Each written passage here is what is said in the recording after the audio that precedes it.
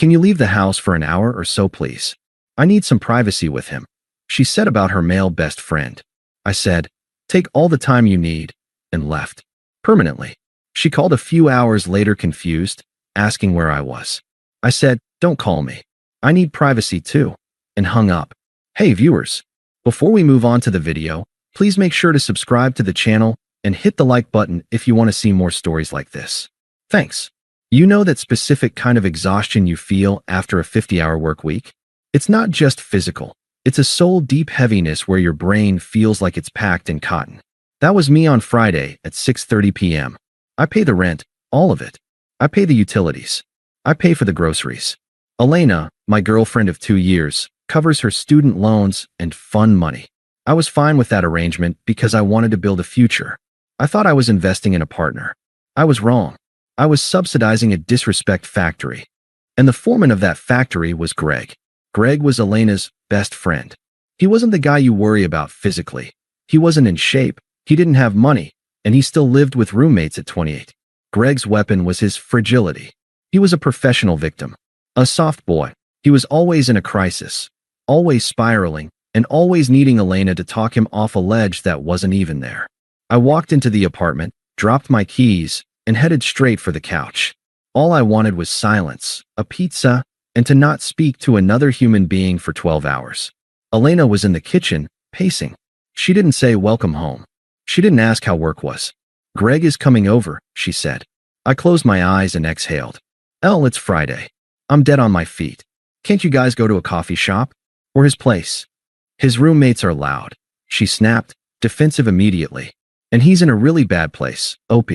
His ex-girlfriend just posted a picture with a new guy. He's devastated. He needs a safe space. Okay, I said, rubbing my temples. Fine. Just keep it in the living room? I'm going to go to the bedroom, put on headphones, and pass out. Thank you, she said, her shoulders dropping. You're the best. I went into the bedroom, shut the door, and collapsed onto the bed. I put my noise-canceling headphones on. I opened a book. I was trying to be the secure boyfriend. I was trying to be the guy who doesn't get jealous of the platonic best friend. 20 minutes later, the door creaked open. I took the headphones off. Elena was standing there, arms crossed, looking uncomfortable. But not uncomfortable for me. Uncomfortable at me. What's wrong? I asked. Do you need money for food? No, she said. She shifted her weight. Look, this isn't working. What isn't? You being here, she said. I sat up. I'm in the bedroom, Elena. The door is closed. I have headphones on. I'm invisible.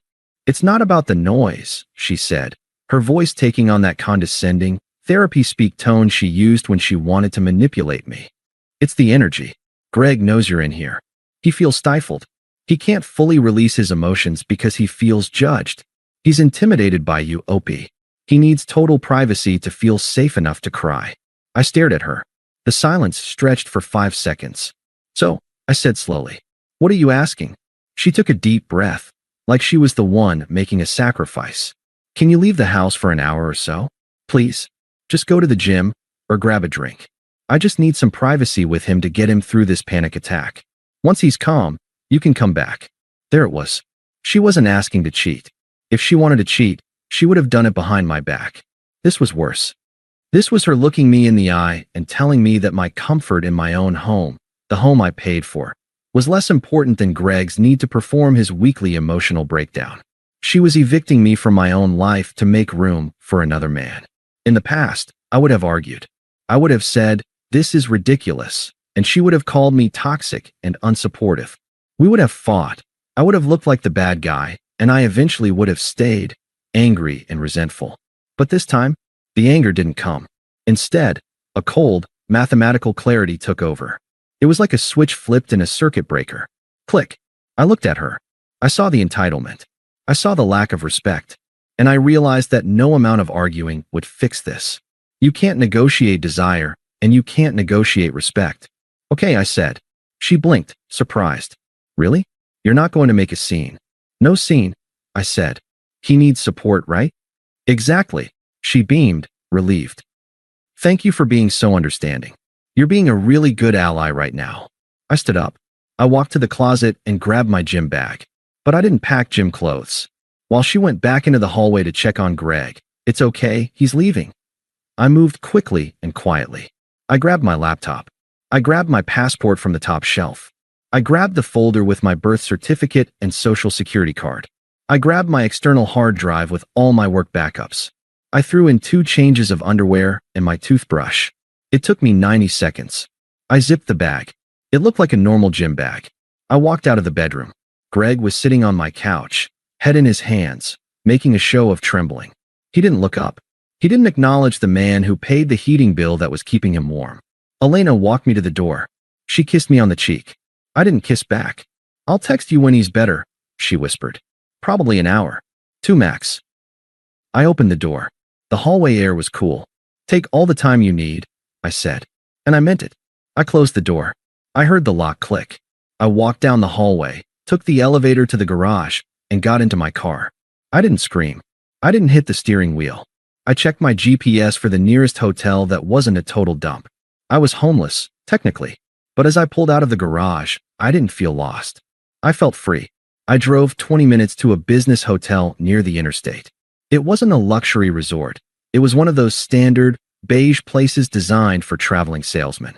It smelled like industrial lemon cleaner and air conditioning.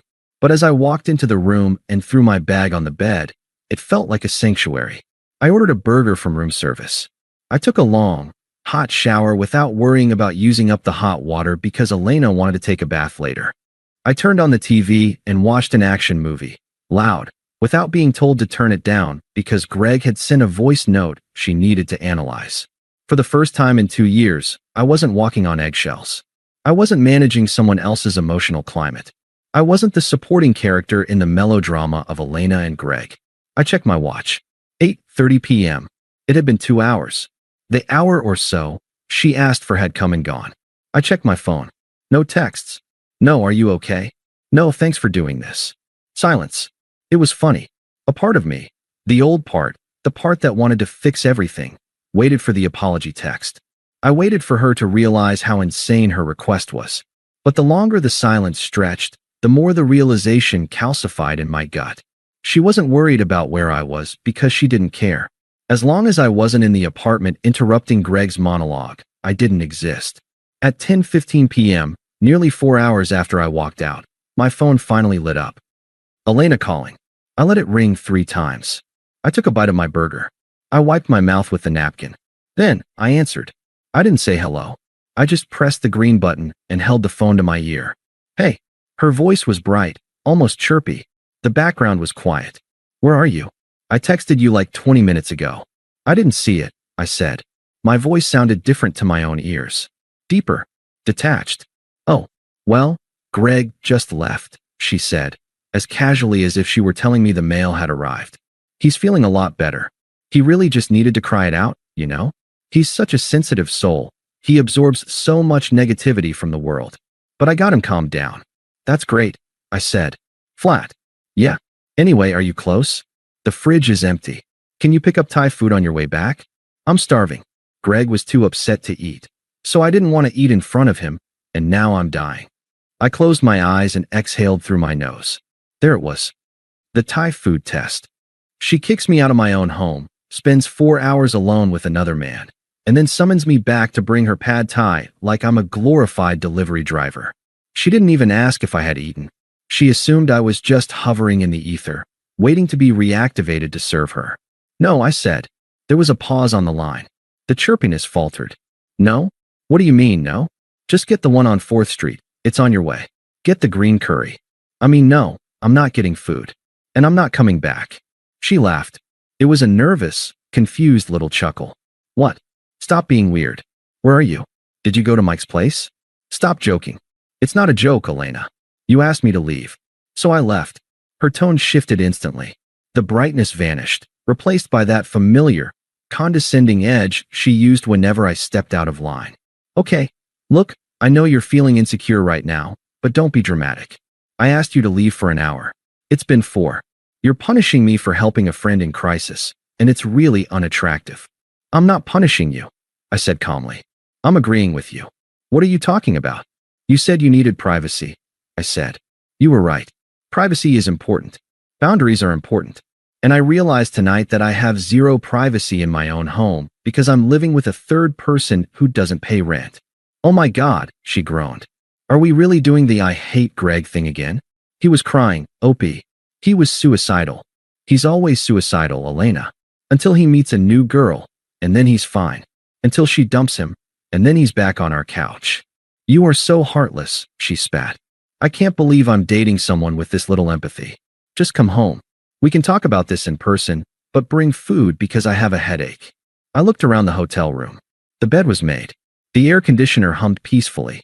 The door was double locked. I'm not coming home, Elena. Not tonight. Not tomorrow. Stop it, she snapped. You're scaring me. Where are you sleeping? That's none of your business anymore. None of my. I'm your girlfriend. Are you? I asked. Because girlfriends don't kick their partners out to play nurse to another man. You made a choice tonight. You chose his comfort over my respect. You wanted the apartment to yourself? Congratulations. It's yours. Opie, stop, she said, her voice rising in pitch. Panic was finally setting in. She realized I wasn't following the script. I wasn't apologizing. You're blowing this way out of proportion. Just come home. Please. I'm sorry if I made you feel left out, okay? I'm sorry. Is that what you want to hear? I don't want to hear anything, I said. I'm tired. So come home and sleep. No, I said. You wanted privacy with him. You got it. I took a breath, savoring the finality of what I was about to say. Don't call me. I need privacy too. Wait, don't you click.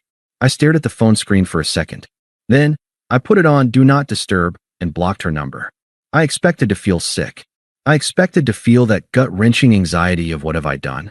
Instead, I felt a strange sense of professional satisfaction. Like I had just closed a bad business deal that had been bleeding money for years. I picked up the remote, unpaused the movie, and took another bite of my burger. It was the best burger I had ever tasted. I slept for 9 hours straight. I spent the weekend in the hotel. I didn't drink. I didn't wallow. I went to the hotel gym, I read a book, and I ignored my phone. When I finally checked it on Sunday night, the notifications were a disaster zone. 17 missed calls. 42 texts. Elena had cycled through the entire spectrum of toxic grief. Denial. Stop joking around. It's not funny. Anger. You are being such a child. Grow up. Bargaining. I'll make it up to you. I'll tell Greg he can't come over for a week. Depression. I'm crying and I'm scared. Why are you doing this? Rage. Again, fine. Be an asshole. See if I care. I didn't reply to a single one. Responding gives them fuel. Silence starts the fire. Monday morning arrived. I woke up at 7 a.m. I put on a fresh shirt. Then, I called my boss. I need to take a personal emergency day, I said. I have a housing situation I need to resolve immediately. Do what you need to do, he said. He knew I never missed days. I knew Elena's schedule perfectly. She left for the boutique at 8:30 a.m. She took the subway, which meant she would be underground and offline for 40 minutes. Greg, being unemployed by choice, usually slept until noon at his own place, exhausted from the emotional labor of ruining my relationship. At 9 a.m. sharp, I pulled up to the apartment building. But I didn't bring a couple of buddies and a pickup truck. That's amateur hour. I brought a professional moving crew. 3 guys, a big truck, and a lot of shrink wrap. It cost me $800 for the minimum booking, but paying for speed and professionalism was worth every penny. I unlocked the door. The apartment smelled like stale wine and Greg. A faint scent of patchouli and unwashed clothes lingered in the living room. All right, I told the foreman. We are surgical today. I am pointing out exactly what goes. If I don't point at it, it stays.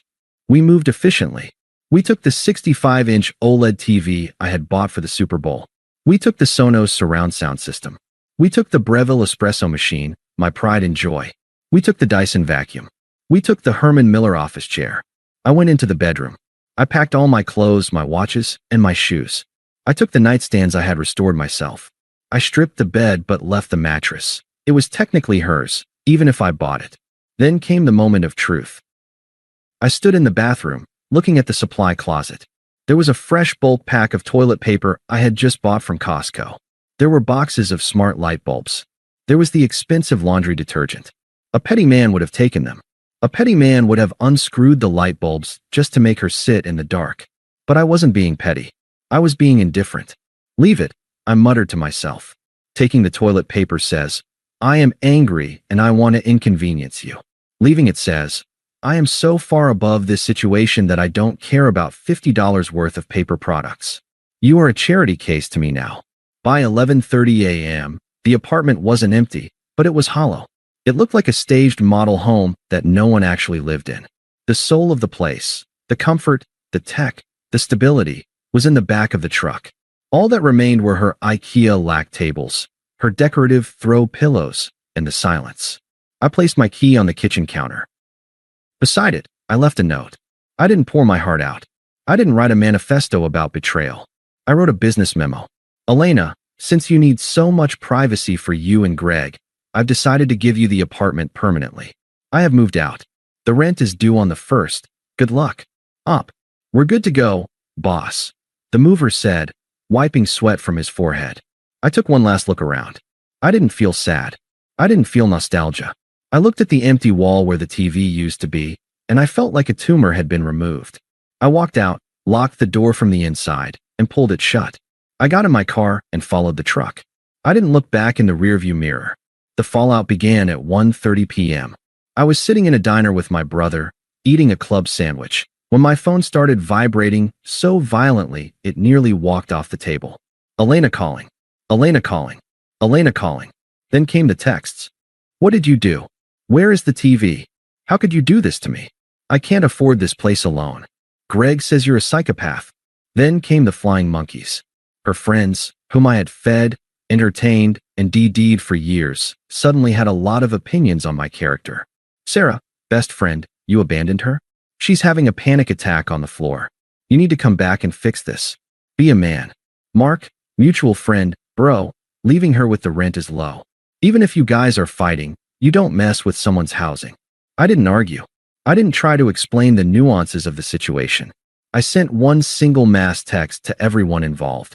Elena asked me to leave my own home so she could be alone with another man. I respected her wishes and moved out. I am no longer financially responsible for her choices. Do not contact me again. Then I blocked them all, one by one. It was incredibly satisfying, but I wasn't done. Blocking numbers is emotional protection. I needed legal protection. I drove straight to the leasing office. I walked in and sat down with the property manager, a no-nonsense woman named Karen. I need to break the lease for Unit 4B, I said, sliding a cashier's check across the desk. Karen looked at the check. It was for $4,800, 2 months of rent. It hurt to write that check.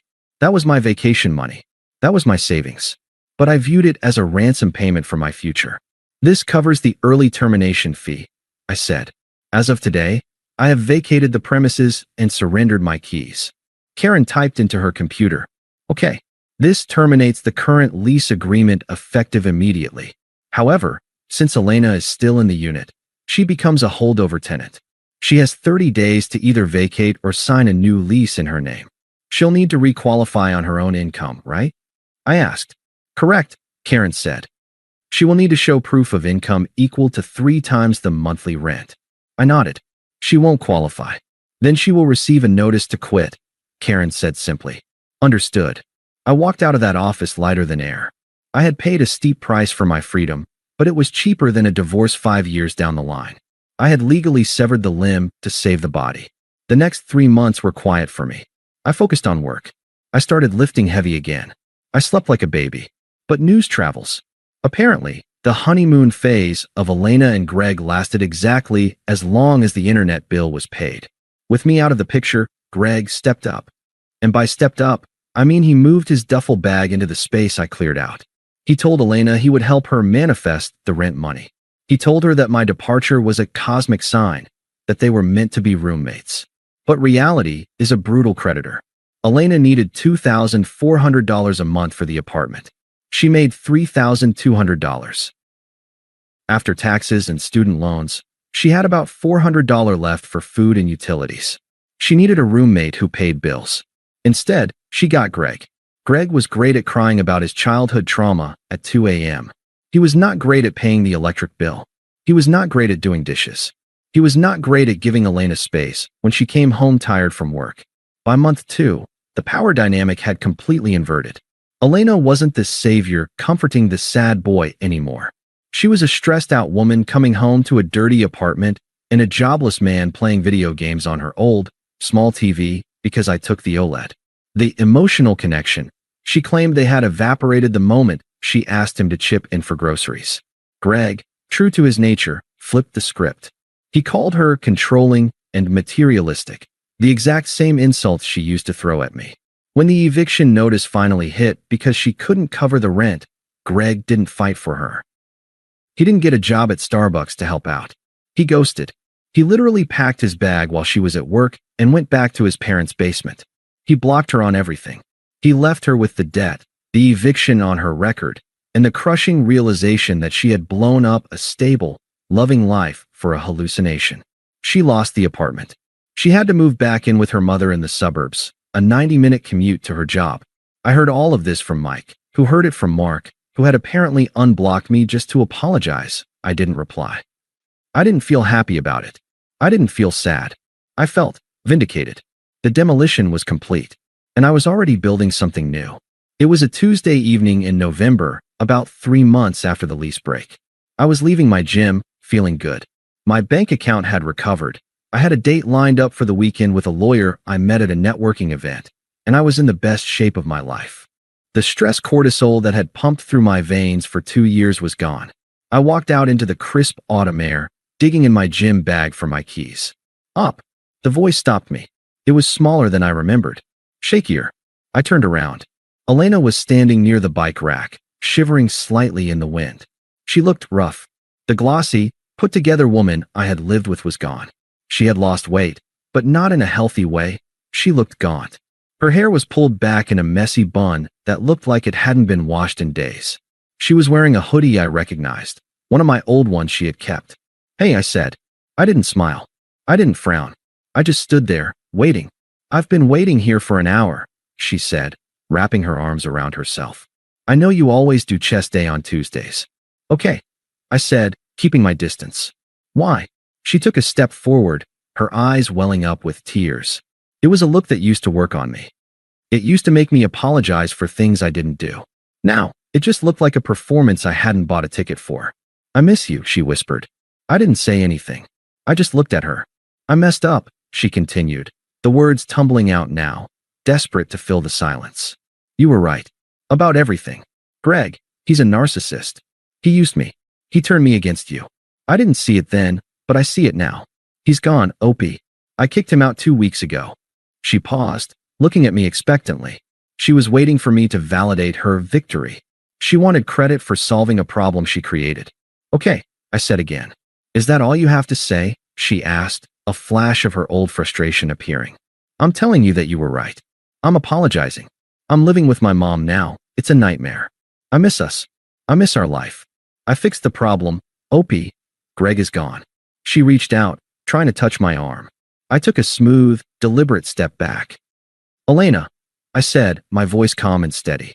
"You're missing the point. Greg wasn't the problem. You were the problem." She flinched like I had slapped her. "What?" "No, he manipulated me. He asked for things. I corrected. You chose to give them. You chose to prioritize his comfort over my respect. You chose to kick me out of my own home." I was confused, she pleaded. "People make mistakes. Everyone deserves a second chance." "This wasn't a mistake," I said. "A mistake is forgetting to buy milk. A mistake is scratching the car. Asking your partner to leave his own home so you can have privacy with another man isn't a mistake. It's a statement. You told me exactly where I stood in your hierarchy. But I love you," she shouted, attracting looks from a couple walking into the gym. "Doesn't that matter?" "No," I said. "It doesn't." I checked my watch. "I have to go." "So that's it," she cried, her voice cracking. 2 years? You're just going to throw it away because of one bad night?" I opened my car door and looked at her one last time across the roof. I saw the desperation, the regret, and the fear of the consequences she was finally facing. "I didn't throw it away, Elena," I said. "I just left it where you put it, second place." I got in the car. I didn't slam the door. I just closed it. She stood there crying in the parking lot, looking small and irrelevant in the rearview mirror. I turned on the radio. A classic rock song was playing. I turned it up. I pulled out of the lot and merged onto the main road. I didn't look back. I had a date to get ready for. Thanks for watching. Make sure to subscribe to the channel and hit the like button. What do you think about this story? Share it in the comments.